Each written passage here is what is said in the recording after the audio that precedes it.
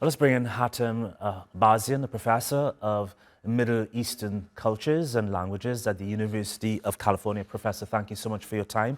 I know it's probably late at night where you are.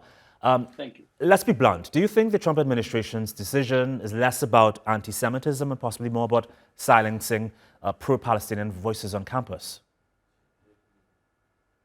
Well, it's for sure the Trump administration is undertaking a wholesale silencing attempt to stoke fear and intimidation in order to possibly shift public opinion and consolidate again support for Israel. But I think it's a very mistaken and short-sighted approach. The American public has soured on Israel.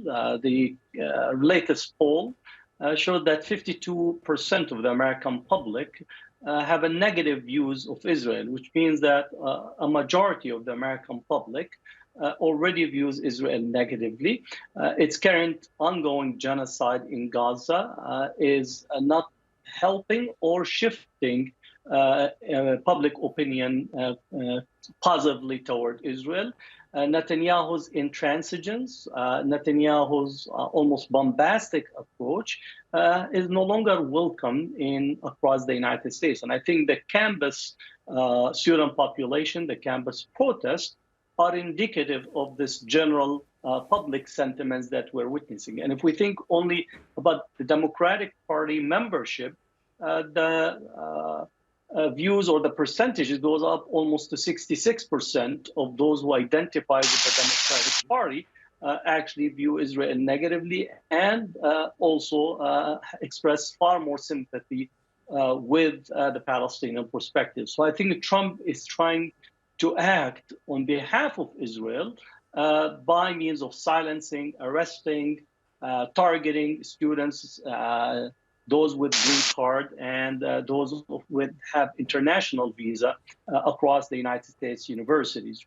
But I do think that the tipping point have already been reached, and no amount of arrest, no amount of muzzling, no amount of silencing or cancellation of grants will shift the public opinion that is increasingly being consolidated. Professor, just to play devil's advocate, say Harvard does cave in, shut down its diversity, equity, and inclusion program, surveils immigration students, bans protests.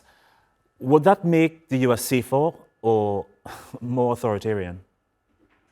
Well, again, the letter from Harvard president have rejected the letter that was sent by Trump, which is a positive development that the attempt to try to force Harvard University, the preeminent institution, to cave to the demands of Trump, which not only focus on Palestinian anti-Semitism, but it's also a whole reversal of almost 50 plus years of diversity, equity, inclusion, of attempt to recruit a diverse faculty population, student population.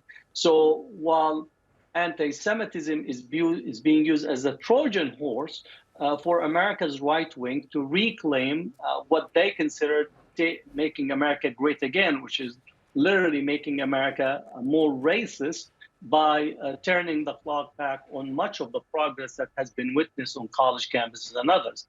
But I do think that Harvard's stand, President Garber, has basically took a stand that the federal government will be violating the First Amendment rights, will be violating academic freedom.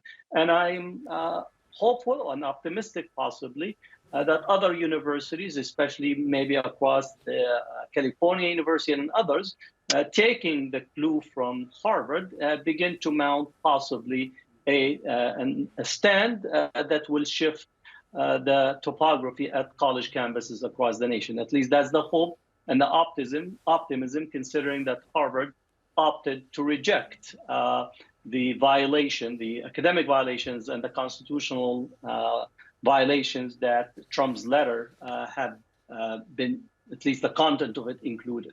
I hope that rejection sticks, because who knows what happens if billion-dollar threats affect academic freedom. Professor Hatem Bazian, thank you for your time. Appreciate it.